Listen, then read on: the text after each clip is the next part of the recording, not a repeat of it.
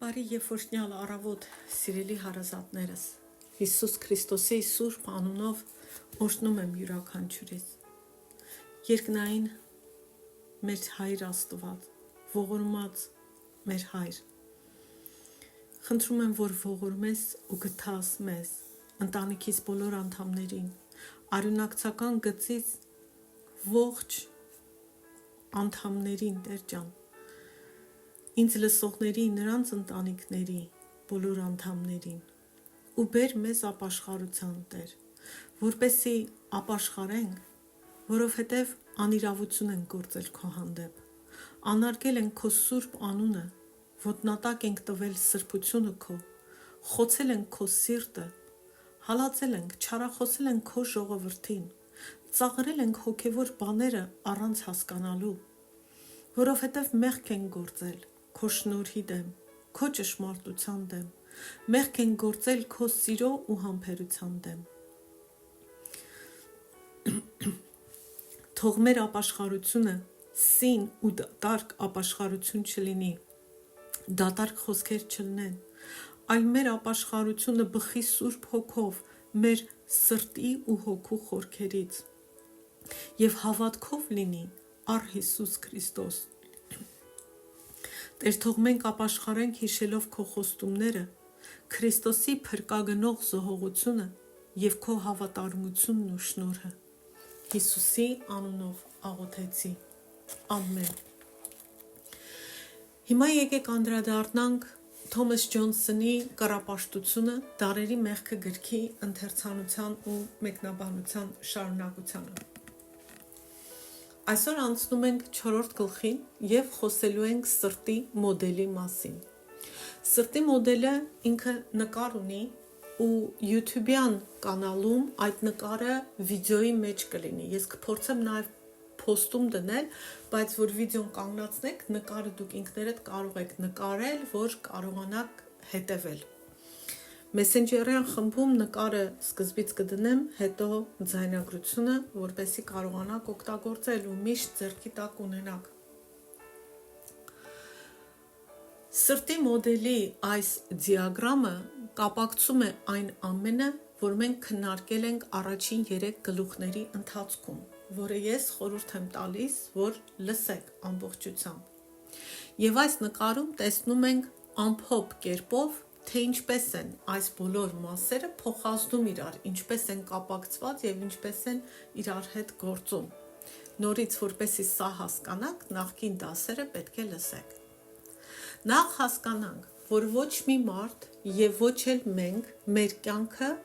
վակուումի մեջ չենք ապրում։ Մենք ձկներ չենք, մենք ակվարիումում չենք ապրում։ Մենք ապրում ենք բաց աշխարհում եւ մեր վրա հայտնվում ենք մենք իրադարձություններում, կան ազդեցություններ մեր վրա, մեր մտքերը, զգացմունքները, ամեն բան։ Մենք վակուումում չենք։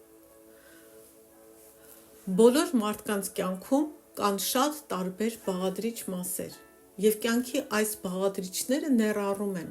Աստծուն, հանգամանքներն ու իրավիճակները,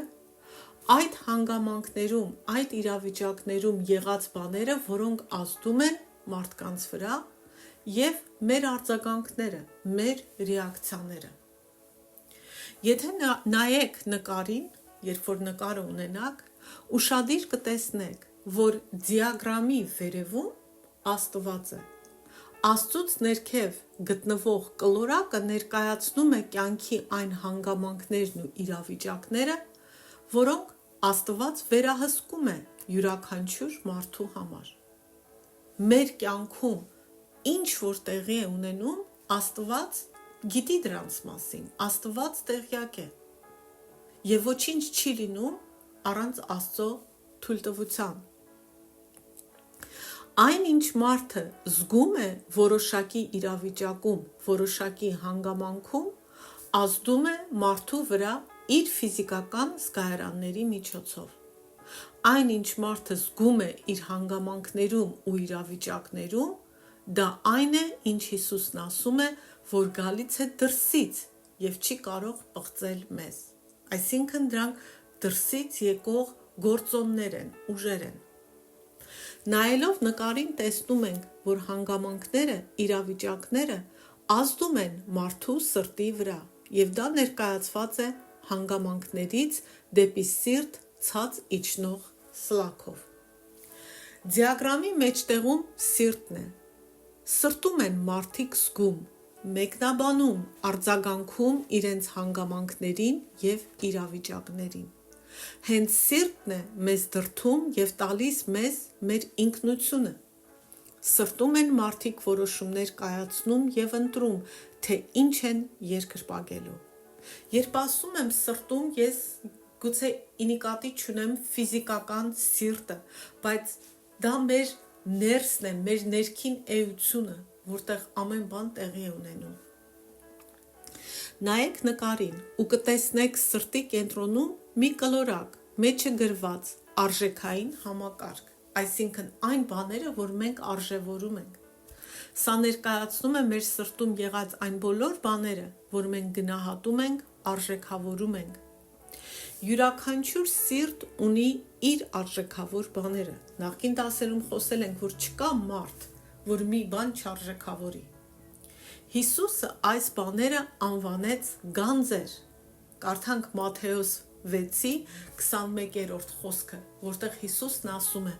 որովհետև որտեղ ձեր գանձն է, այնտեղ է ձեր սիրտը կլինի։ Բոլոր մարդիկ ունեն իրենց սրտում բաներ, որոնք իրենք գնահատում եւ ցանկանում են, եւ դրանք թե լավ բաներ են, թե վատ։ Որոշ ցանկություններ ուժեղ են, բայց կան ցանկություններ, որ շատ ուժեղ են, եւ դրանք կոչվում են տրփանք,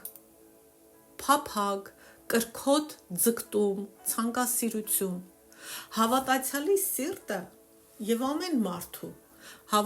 սիրտը մշտական պայքարի մեջ է տարբեր ցանկությունների միջև եւ սրտում է, որ հանգամանքների մեջ եղած բաները դառնում են գայթակղություններ։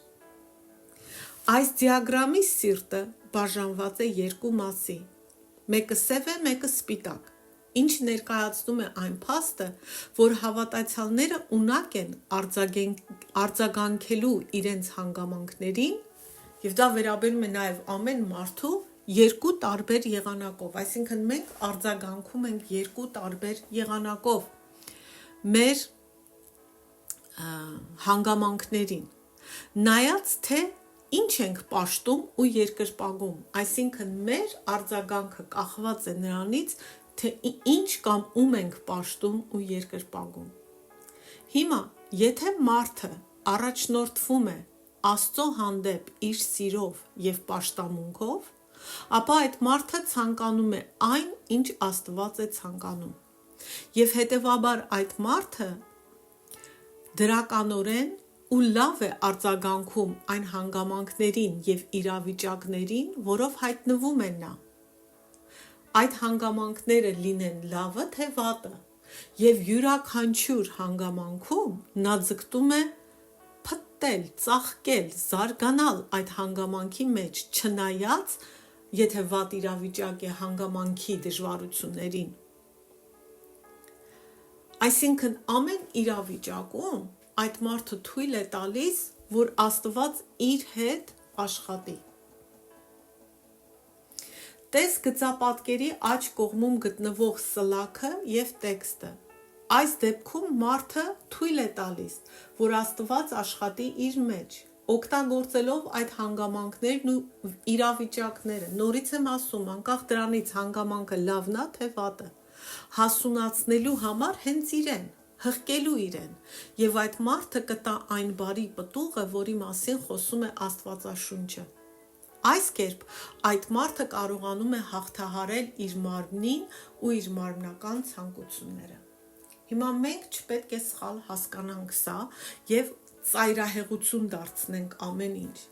Ես ամենևին չեմ ասում, եթե դու հիվանդ ես, դու պետք է մնաս այդ հիվանդ հանգամանքի մեջ ու չձգտես բժշկվել, սրա մասին չի խոսքը։ Ես չեմ ասում, եթե դու անտուն ես, չպետք է ուզենաս տուն ունենալ, եթե աղքատ ես, չպետք է ուզենաս աշխատանք ունենալ, գումար վաստակել, ոչ։ Ասածս նա է, որ այդ բաները քո կուռքը չպետք է դառնան, եւ այդ իրավիճակում դու Աստծուց պետք է կարճես, թույլ տաս, որ հիվանդ ես, Աստված մեջդ հավատքը շատացնի, որ եթե ինչ-որ մեկին չես ներում ներես, որ քո բժշկությունը գա քեզ տեղ հասնի, որ եթե չես հավատում Աստծո խոստումներին, սկսես Աստծո խոստումներին կարդալ, հասկանում եք, ասածը սա է։ Իսկ եթե անձը առաջնորդվում է կուռքերով, որոնք ստեղծված են իր սրտում եղած ուժեղ ցանկություններով, տրփանքով, փափագով, ապա այդ մարդը հետապնդում է այդ կուռքերը։ Նույնիսկ լավ բաները մեզ համար կարող են կուռք դառնալ, եթե դրանք Աստծո կամքից դուրս են։ Այդ դեպքում մարդուն չի հետաքրքրում, թե Աստված ուզում է, որ նա ունենա այդ բաները, թե ոչ։ Նրան չի հետաքրքրում Աստված ցանկանում է, որ նա անի կամ ասի այնինչ բանը, թե ոչ։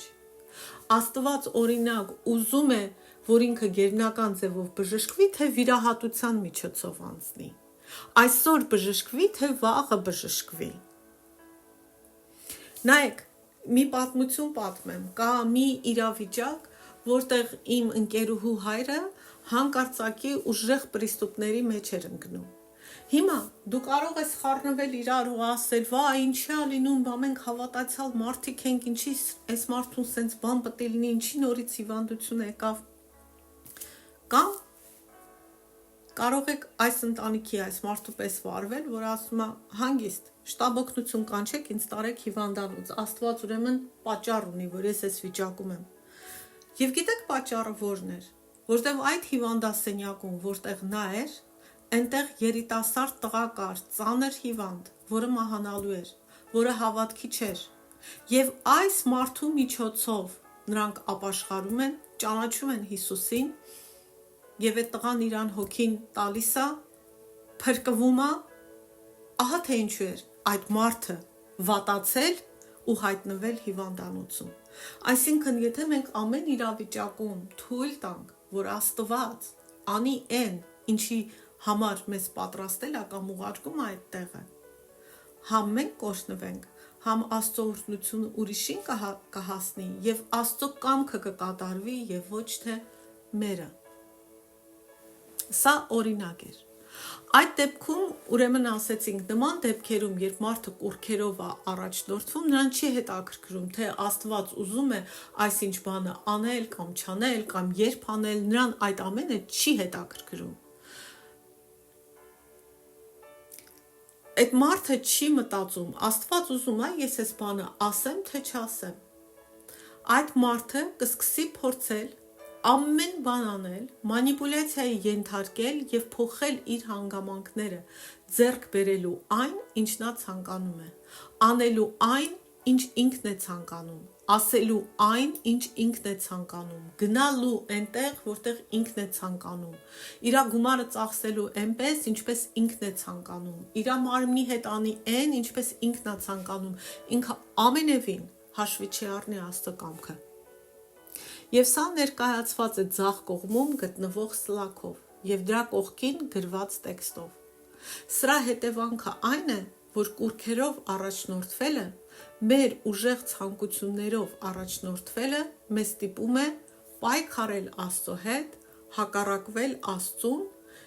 սայթակել ու ընկնել մեղքի մեջ։ Սա իր հերթին տալիս է այն վատ պտուղը, որի մասին խոսեցին Հիսուսն ու Պողոս առաքյալը Աստվածաշնչի տարբեր մասերում։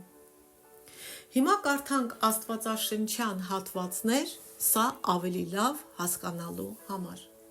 Մատթեոս ավետարան 6-րդ գլուխ 24 խոսք։ Հիսուսն է ասում. ոչ ոք չի կարող երկու տիրոջ ծառայել,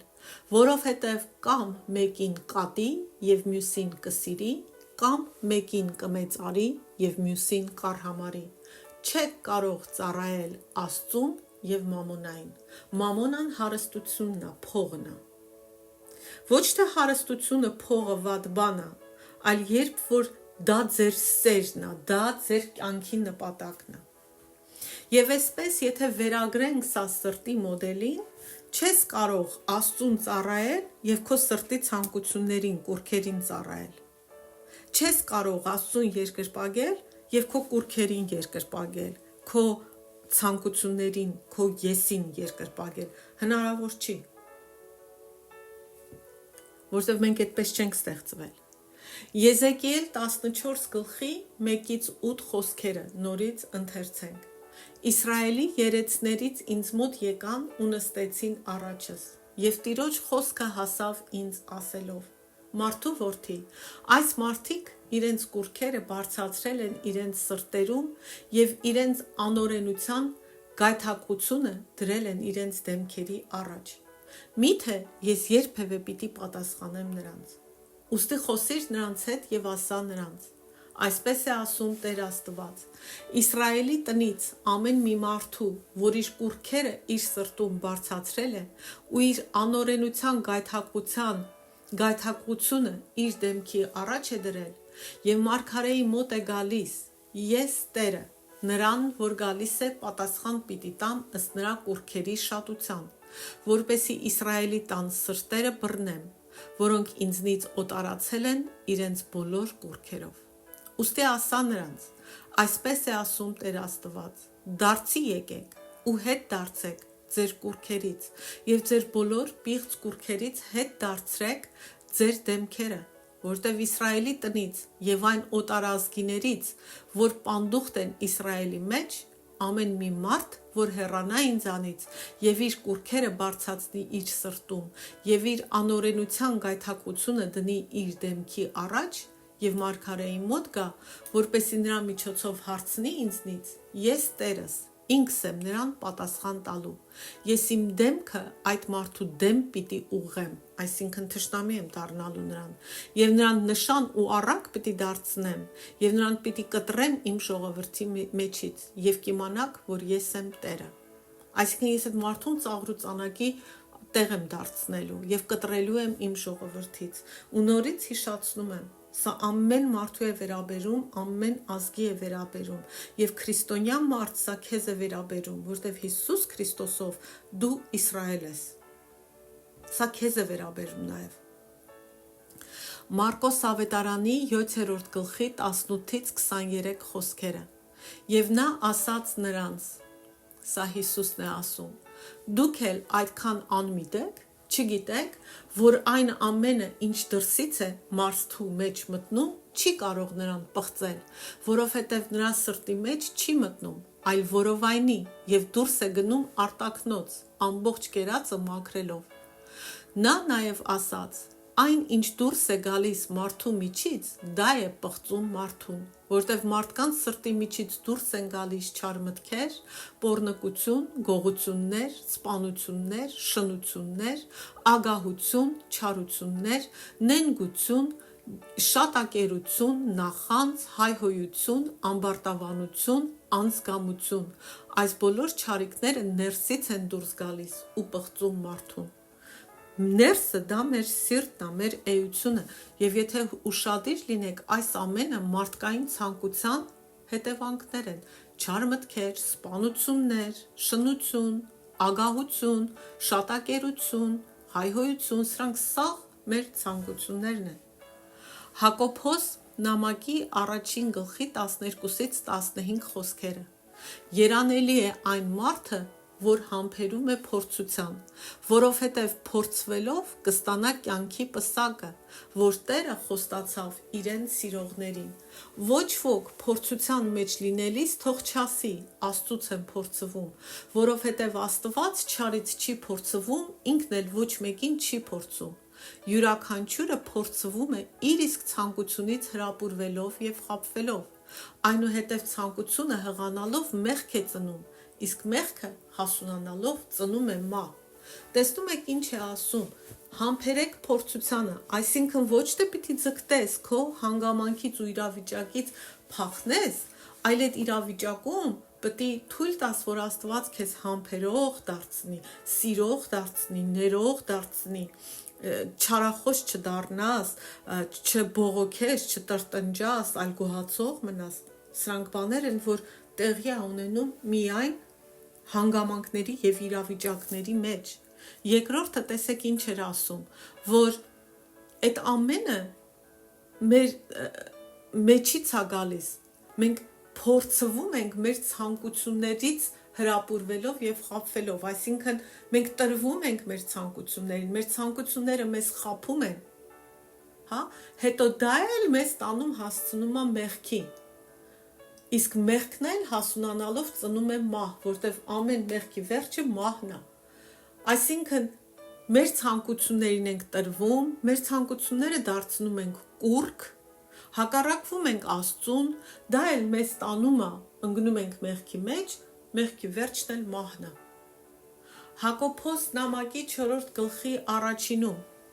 որտեղից ձեր մեջ պատերազմներ ու որտեղից կռիվներ, չէ՞ որ այստեղից են ձեր ցանկություններից, որոնք կռիվ են տալիս ձեր անդամների մեջ։ Մեր ցանկություններն առաջանում են մեր սրտում եւ հետո սկսում են պատերազմել մեր մեջ, ու եթե մենք տրվում ենք մեր ցանկություններին, դարձնում մեր կուռքը, քան թե հնազանդվում Աստծո կամքին, Աստծո ցանկությանը, հայտնվում ենք այսպես իրավիճակների մեջ։ Ոչ միայն պատերազմներ ժողովուրդների միջև, որ էլի պատճառը այս ամենն է, այլ պատերազմ հենց մեր կյանքում։ Գաղատացիների 5-րդ գլխի 19-ից 23 խոսքերը։ Հայտնի են մարմնի գործերը, որ են շնություն, պոռնկություն, պղծություն, գիջություն, այսինքն շատակերություն, կռապաշտություն, կախարդություն, թշնամություններ, կռիվ, նախանձ, բարկություն, հակառակություններ, երկպառակություններ, բաժանություններ, չարակամություն, սպանություններ, հարբեցողություն, անառակություններ եւ այն, ինչ սրանց նման է, այսինքն ցուցակը վերջ չունի այնքան շատ է, եւ սրանք բոլորը մեր սրտից են գալիս, մեր ցանկություններից։ Ասում եմ ձեզ, ինչպես որ նախապես էլ ասում է, թե այսպիսի բաներ անողները Աստծո արքայությունը չեն ժառանգելու։ Հոգու պտուղը, Սուրբ Հոգու պտուղը այս է՝ սեր, ուրախություն, խաղաղություն, համբերատարություն, քաղցրություն, բարություն, հավատ, հեզություն, ժուժկալություն, կամքի ուժ։ Այսպիսի բաների դեմ օրենք չկա։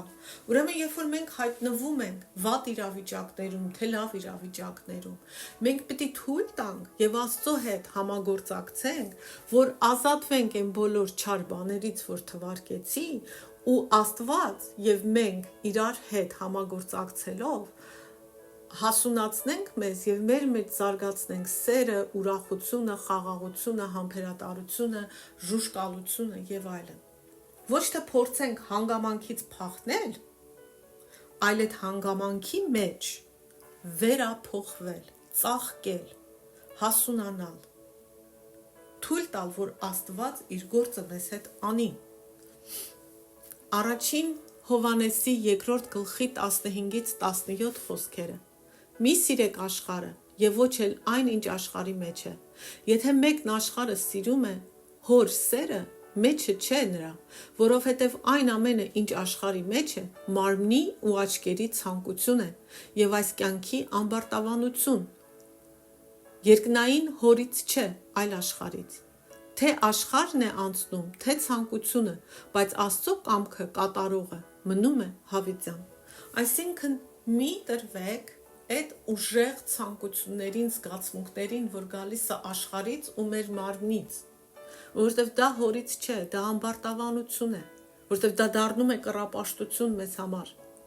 որովհետև դա աշխարհն էլ անցնելու, մի օր մենք կմեռնենք, այդ ցանկություններն էլ կգնա, բայց ասում է Աստծո կամքը կատարողը մնում է հավիտյան։ Հավիտենական կյանք ենք ուզում, ուրեմն Աստծո կամքը պիտի կատարենք։ Ղուկաս ավետարանի 12-րդ գլխի 34 խոսքը, որովհետև որտեղ ձեր գանձն է, այնտեղ էլ ձեր սրտերը կլինեն։ Սա Հիսուսը նորից կրկնում է, որտեղ ձեր գանձն է, այնտեղ էլ ձեր սրտերը կլինեն։ Ելից գրքի 20-րդ գլխի 3-րդ խոսքը, որտեղ Աստված ասեց պատվիրան տալով. ինձանից բացի ուրիշ աստվածներ չունենաս։ Քո բժշկությունը չպիտի դառնա քո Աստվածը։ Սեքսը երբեք չպիտի դառնա քո Աստվածը, սերը չպիտի դառնա քո Աստվածը, մենակ սեր վերապրեմ, ինչ հիմարություն անեմ, մենակ թե սեր վերապրեմ, հաճույքը չպիտի դառնա քո Աստվածը, որտեղ երբ որ դու գնում ես հաճույքին, դու մարիխուանա էլ կծխես, որ հաճույք ստանաս, մեկը գնում է մարդա սպանում, որ հաճույք ստանա, մեկը 2 տարեկան երեխա բռնաբարում, որ հաճույք ստանա, որովհետև հաճույքը դարձել է իր կուռքը։